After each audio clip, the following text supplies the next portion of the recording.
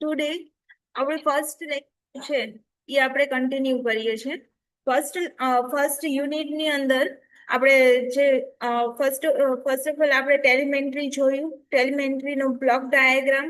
Than next આપણે topic જોયો classification of the ટેલિમેન્ટ્રી system, જેની અંદર લાસ્ટ લેક્ચરની અંદર આપણે ઇલેક્ટ્રિકલ ટેલિમેન્ટ્રી, એના બે ટાઈપ્સ જોયા હતા, વોલ્ટેજ ટેલિમેન્ટ્રી સિસ્ટમ અને current telemetry system. Clear? Next છે આપણે જોશી એ pulse telemetry system. Pulse telemetry સિસ્ટમની અંદર બેઝિકલી આપણે જોઈએ કે in this type of telemetry is measured is transmit in term of time rather than magnitude of the electrical quantity. And the information may be converted through the radio frequency links to the remote control room. શું કહે છે કે pulse telemetry system છે એ long distance માટે use કરવામાં આવે છે અને એની અંદર છે ઈ is a one type of the એ કોનું ક્લાસિફિકેશન છે તો કે રેડિયો ફ્રીક્વન્સીનું છે ઈ ક્લાસિફિકેશન છે. બરાબર. સેકન્ડ વસ્તુ જોઈએ કે જે પલ્સ ટેલિમેન્ટરી છે is classify into the two કેટેગરીઝ. બરાબર. જે બે કેટેગરીની અંદર છે ઈ ક્લાસિફાઈ કરવામાં આવ્યું છે. એક તો એનાલોગ પલ્સ ટેલિમેન્ટરી અને બીજું છે ડિજિટલ પલ્સ ટેલિમેન્ટરી. શું કહે છે કે પહેલા તો શું છે કે પલ્સ ટેલિમેન્ટરી શું છે તો કે આ એક પ્રકારની ટેલિમેન્ટરીમાં શું કરે છે કે મેઝરમેન્ટ છે એ સમયના પ્રમાણમાં છે એ ટ્રાન્સમિટેડ થાય છે. બરાબર. અને જે પલ્સ ટેલિમેન્ટ જે ઇન્ફોર્મેશન છે ને એ શું છે કે ઈ જે તમારી રેડિયો ફ્રીક્વન્સી દ્વારા રિમોટ કંટ્રોલ રૂમ સુધી શું થાય છે તો કે ટ્રાન્સમિટેડ કરવામાં આવે છે. બેઝિક પલ્સ ટેલિમેન્ટરી સિસ્ટમ આટલું કહે છે.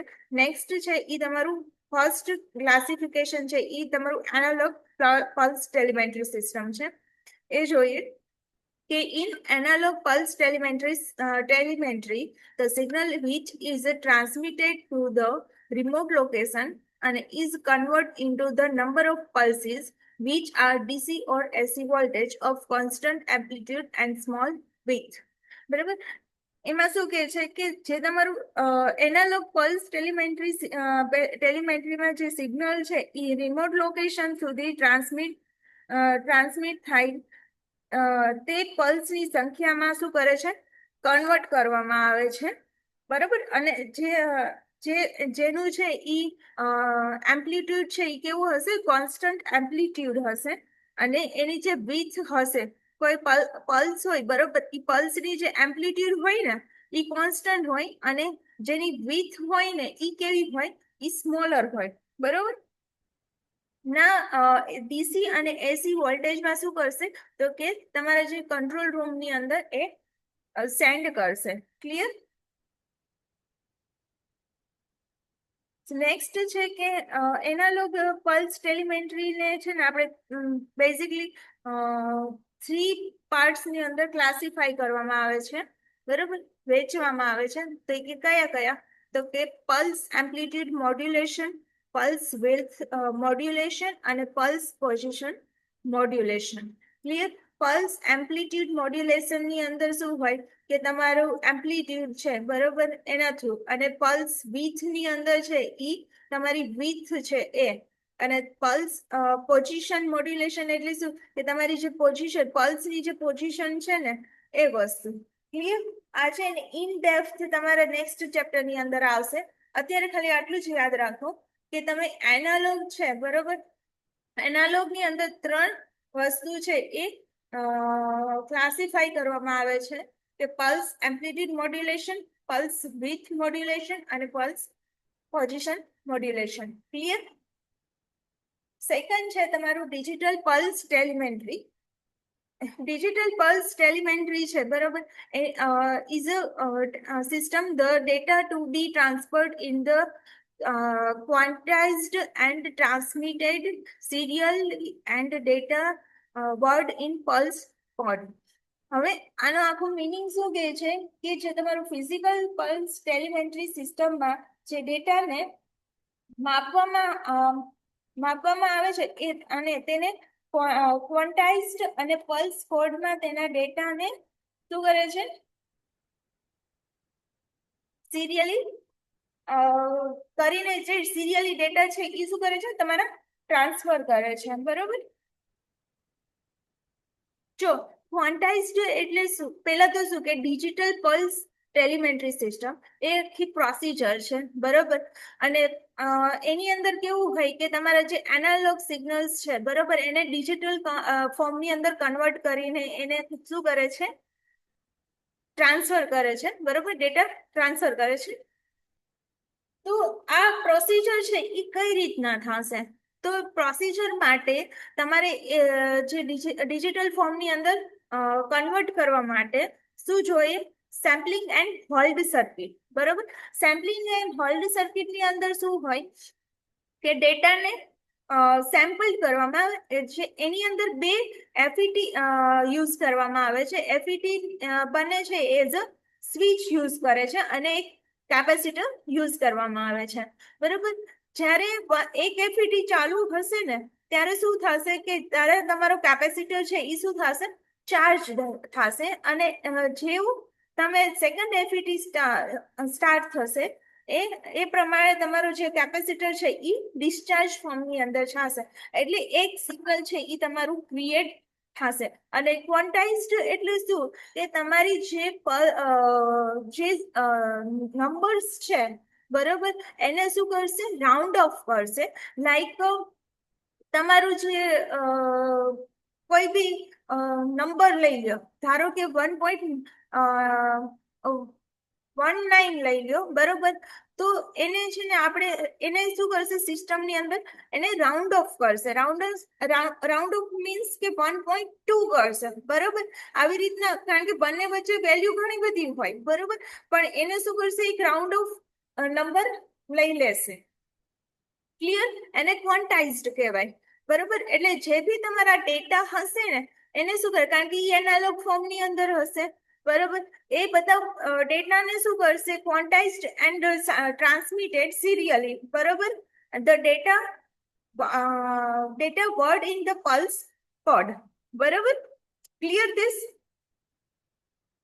okay due to this reason the process is also called the pulse code modulation આજે આખી પ્રોસેસ છે ને એને શું કહેવામાં આવે છે તો કે pulse code modulation કહેવામાં આવે છે the analog signal is sampled at a regular interval and then each sample value is converted into the coded form બરોબર બધી જે એનાલોગ સિગ્નલ છે એને શું કરે છે sampled and regular interval sampled એટલે શું કે એનાલોગ ફોર્મની અંદર છે ને બે ટાઈપ હોય સોરી જે તમે સેમ્પલ્ડ કરો બરોબર સેમ્પલ્ડ ની અંદર મેં તમને કીધું કે ટોપ ફ્લેટ અને જેની અંદર ડિજિટલ ફોર્મની અંદર શું થશે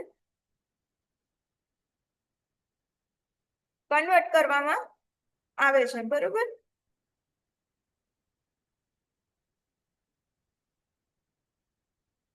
એક નેચરલ હોય અને એક હોય તમારે is a top flat top બરોબર એવી રીતના હોય અને એને શું કરશે સેમ્પલિંગ મીન્સ કે જે કઈ બી તમારા સિગ્નલ છે બરોબર લાઈક 2 છે બરોબર તો તે જગ્યાએ હાઈ થશે બરોબર અને પાછું અગેન લો થઈ જશે પાછું 5 કદાચ તમારું સિગ્નલ મળતું હશે તો 5 થી શું થશે પાછું સેમ્પલિંગ કરશે એટલે મતલબ હાઈ થશે અને પાછું શું થશે લો થશે આવી રીતના આખું જે એનાલોગ સિગ્નલ હશે એને શું કેમાં કન્વર્ટ કરશે તમારા ડિજિટલ ફોર્મની અંદર કન્વર્ટ કરશે ક્લિયર ધીસ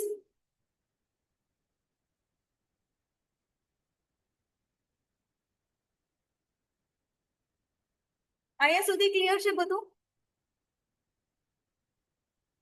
ઓકે નેક્સ્ટ છે ફ્રીક્વન્સી સ્પેક્ટ્રમ ફોર ટેલિમેન્ટરી એપ્લિકેશન અમુક છે ને લાઈક વેરી લો ફ્રીક્વન્સી છે બરોબર વેરી લો ફ્રીક્વન્સી છે એની ફ્રીક્વન્સી કેટલી હોવી જોઈએ, તો એની કેટલી ફ્રીક્વન્સી હોય છે, તો કે બિલો ધ 30 કિલો હર્ટ્ઝ. અને એની જે એપ્લિકેશન છે એનો ક્યાં યુઝ કરવામાં આવે છે, તો કે રેડિયો લોકેશન ઇક્વિપમેન્ટની અંદર એનો યુઝ કરવામાં આવે છે. Next low frequency. Low frequency નું જે રેન્જ કેટલી છે, તો કે 30 kilo hertz to 300 kilo hertz, અને is a war time radio navigation માટે યુઝ કરવામાં આવે છે. ક્લિયર. નેક્સ્ટ છે મીડિયમ ફ્રીક્વન્સી. મીડિયમ ફ્રીક્વન્સી કેટલી છે, તો કે રેન્જ કેટલી છે કે 300 kilo hertz to the 3 mega hertz. બરાબર, include the AM radio broadcast band. Next high frequency છે. એ હાઈ ફ્રીક્વન્સીની જે રેન્જ છે એ 3 mega hertz to 30 megahertz સુધી રેન્જ છે. અને આને યુઝ ક્યાં થાય છે, તો કે રેડિયોની અંદર યુઝ કરવામાં આવે છે. આટલાની અંદર તમારે રેડિયોમાં તમારે જોવા મળશે. Very high frequency 3 mega hertz to the 300 mega hertz, include the FM broadcast band and television, બરાબર, VHF channels. Clear.